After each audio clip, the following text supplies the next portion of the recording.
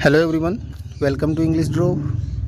तो आज की इस वीडियो में हम बात करेंगे चतुर्थ श्रेणी कर्मचारी भर्ती 2025 के इंग्लिश मॉडल पेपर के बारे में। आज का हमारा मॉडल पेपर है वो होने जा रहा है पेपर नंबर 65। तो स्टार्ट करें। पेपर स्टार्ट करने से पहले आप लोगों का बहुत बहुत धन्यवाद, शुक्रिया, थैंक यू। आज हमारा चैनल है वो 2000 सब्सक्राइबर वो क्रॉस कर चुका है। तो इन सब के लिए आप लोगों का बहुत बहुत धन्यवाद। और स्टार्ट करें आज का पेपर। तो क्लास को लाइक करें और देखेंगे question number first. Complete the following sentence by choosing the correct tense from the given options. He gave the picture to me because he blank me. अब has trust, will trust, trusted और trusting. देखो trusting fourth form है, ये without helping verb use नहीं होती। Has trust present simple में चला जाएगा, विल ट्रस्ट फ्यूचर में, और देखो विल ट्रस्टेड जबकि विल के बाद में फर्स्ट फॉर्म आती है तो वैसे ये कैंसिल हो जाएगा। बचा हमारे सामने एक ऑप्शन नंबर 3 ट्रस्टेड। नेक्स्ट है question number second. Choose the correct active transformation of the given passive. Passive form हमें दी हुई है और उसमें से हमें एक्टिव ट्रांसफॉर्मेशन, एक्टिव वॉइस इसका बताना है।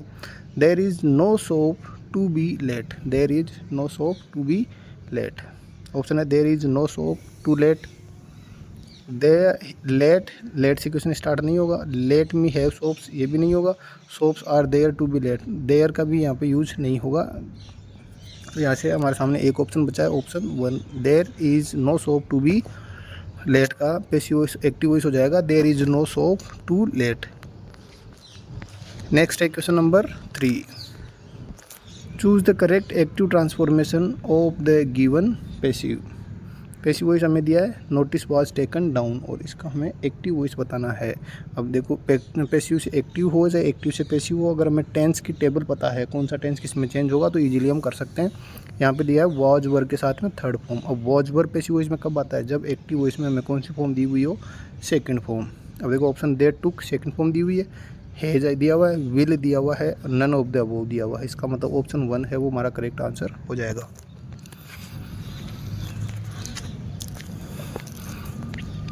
नेक्स्ट क्वेश्चन है he said I am a student. Indirect speech में इसको चेंज करना है। He says that he is a student. He said that he was a student. He said that he is a student और he says that he was a student. तो देखो simple sentence है। He said का said रह जाएगा, connective लग जाएगा that. आई है फर्स्ट पर्सन, सब्जेक्ट के अकॉर्डिंग ही में चेंज हो जाएगा, और इजेएमआर किस में चेंज होता है, वॉज वर्ब में। तो ही सेज नहीं होगा, सेड का सेड रह जाएगा, ही चेंज हो गया, आई ही में चेंज हो गया, और एम है वो वॉज में चेंज हो गया। ऑप्शन सेकंड है वो हमारा राइट आंसर हो जाएगा। नेक्स्ट है the teacher said that oil floats on water. Direct speech में हमें इसको चेंज करना है, इनडायरेक्ट फॉर्म हमें दे रखी है। तो यहाँ पे क्या लिखा है देखो, दैट के बाद में रिपोर्टेड स्पीच के अंदर ऑयल फ्लोट्स ऑन वाटर, तेल है वो पानी के ऊपर तैरता है। तो ये यूनिवर्सल ट्रूथ और साइंटिफिक फैक्ट उनमें आता है, और universal truth, scientific fact, habitual action और हिस्टोरिकल फैक्ट या फिर इडियम फ्रेज जो भी हो वो कभी भी डायरेक्ट से इनडायरेक्ट में चेंज करते हैं तो उनमें टेंस कुछ भी चेंज नहीं होता, एज इट इज सेंटेंस आ जाता है।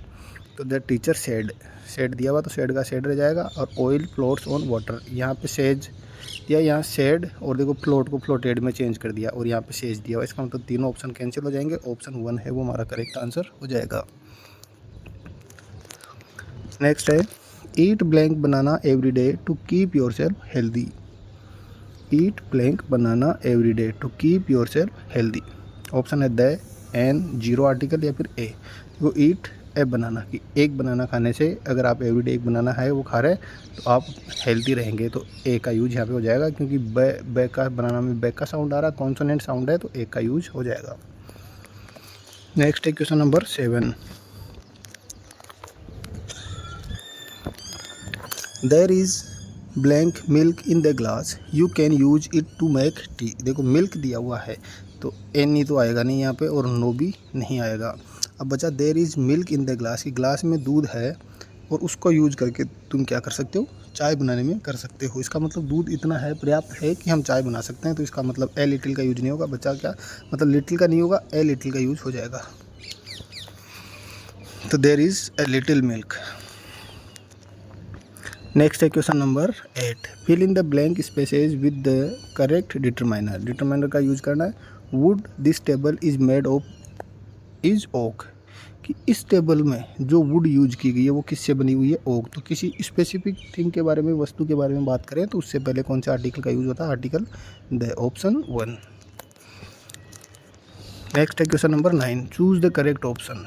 Shyam is indebted to you blank your help, कि वो तुम्हारा आभारी है कि तुमने उसकी हेल्प की थी, तो तुम्हारी हेल्प के प्रति वो अभी भी आभारी है, ऋणी है। तो आ जाएगा you for your help, to, from, for or at. यहाँ से ऑप्शन 3 है वो करेक्ट आंसर हो जाएगा। Question number 10, complete the sentence selecting the correct preposition from the given options. A new bridge is being built blank the river निजर। निजर river पे एक ब्रिज, नया ब्रिज है वो बनने जा रहा है। तो एट, ऑन, इन और ड्यूरिंग, नदी के ऊपर बन रहा है, इसका मतलब ऊपर के लिए एक ही प्रीपोजिशन दे रखी है यहाँ पे, ऑन। अगर ओवर होता तो ऑन के बजाय ओवर का यूज करते, तो यहाँ पे क्या आ जाएगा, ऑप्शन 2 ऑन। नेक्स्ट है choose the correct option for negative transformation of the sentence given. As soon as he came he made objections. Negative transformation करना है इसका, तो क्या हो जाएगा, as soon as. As soon as जब भी दिया हुआ है तो नो सूनर देन का यूज होता है। एज सुन एज से नेगेटिव में अगर ट्रांसफर करना हो तो नो सूनर देन का यूज होता है। तो no sooner than, no sooner तो दिया हुआ है लेकिन यहाँ पे देन का यूज नहीं हुआ है, इसका मतलब ऑप्शन 3 है वो हमारा करेक्ट आंसर हो जाएगा।